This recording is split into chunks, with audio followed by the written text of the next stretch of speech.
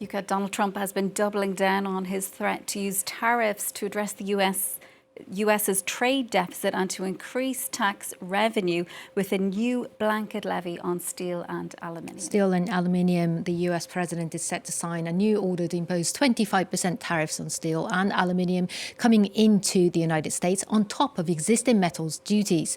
He unveiled this plan on Air Force One on Sunday, and some of the US's trading partners have already reacted. Canada warned of consequences to the US economy, while Mexico and Brazil opted to wait and see details before responding. Tariffs and trade are expected to feature high at Trump's meeting with India's Prime Minister Narendra Modi scheduled this week. Trump's top economic advisor accused India of imposing, quote, enormously high tariffs that lock imports out. Now, America does have a significant trade imbalance in metals, and its steel production declined last year. The United States is the 14th largest steel exporter in the world, excluding the European Union, but it imports about 3 times more than in exports. Although that gap has significantly narrowed for steel over the past decade, with many attributing it to tariffs introduced during Trump's first term, aluminium imports in the same period have grown. Last year, there was a slight uptick in steel imports as well, up 2.5% over 2023, though still down 6% compared to 2018. The largest steel exporters to the United States, excluding the EU, was Canada, followed by Brazil and Mexico. While Canada and Mexico saw a decline in their steel exports to the US, shipments from Vietnam, for example, more than doubled, Sharon.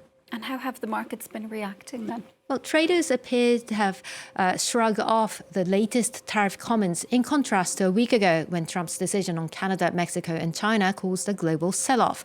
But still, metal prices rose broadly this Monday. The prices of gold, considered a safe haven asset, jumped more than 1.5%, while copper prices hit a new record. Wall Street's main indices all rose, with the Nasdaq closing up 1%. Steel and aluminium-related stocks are rose broadly, while Asian and European companies of the same sector retreated earlier in the trading day. Meanwhile, Donald Trump's ally, Elon Musk, his car company, hasn't been doing well. Well, Tesla's sales in January plummeted from a year before in multiple markets around the world. The slump was particularly sharp in Europe, but sales also went down in China. Rising competition, inventory shortages, and a broader slowdown in EV sales were among the factors, but backlash to Elon Musk's increasing involvement in politics also appears to have contributed. Luke Trago and our colleagues at France 2 have more. Has Tesla's boss become toxic to his own company? His controversial behaviour doesn't seem to be helping. In fact, sales at billionaire Elon Musk's electric car firm have seen a record drop in Europe, with a 75% fall in Spain, 63% in France and 60% in Germany, according to French industry group PFA. Rejection has been truly international, with owners now using bumper stickers with slogans like, "I bought this before Elon went crazy." Other activists have called for a boycott, projecting these images onto the side of a Tesla factory, a reference to Musk's support for a far-right German political party. This man has owned a Tesla for 7 years, but now he feels the brand no longer aligns with his own outlook. Elon Musk was an anti-conformist who's now turned into Goebbels 2.0, who doesn't represent my values.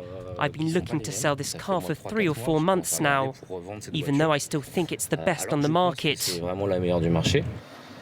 However, there's more to blame for Tesla's woes than just its boss. The company's cars are aging, and Chinese rivals have started to gain ground. One, BYD, is hoping to knock the American manufacturer out of the top spot. BYD has gone after, the common market for average people, and that has resulted in, affordable EVs. And I think that's kind of the big thing that makes them stand out. Tesla may now be pinning its hopes on a new model that it'll release later this year. Finally, from you then, UK Donald Trump also wants to get rid of the 1 cent coin. The US president announced on social media that he had instructed his Treasury Secretary to stop mining pennies, saying it costs much, much more to create the coin than it is worth, suggesting it's another part of his effort to cut government spending. According to legal experts, it is possible for him to order such a move, as US law gives the Treasury Secretary the authority to mint and issue coins and decide on their amounts. Small business owners, though, are confused, as they do need to use 1-cent coins to give small changes, especially when VAT is added. It's not necessary we need a change for work. Quarters and pennies, everything. If there were no tax, then we could have priced our goods at, let's say, 105 or 110 or 125. But since there are tax we have to include, most of the price usually winds up with, let's say, 106 or 107. I wonder how long it'll actually take for the penny coins to actually disappear. But Yeah, to fall out of circulation. Yeah, we'll see. Yuka, thanks so much for joining us with that. We'll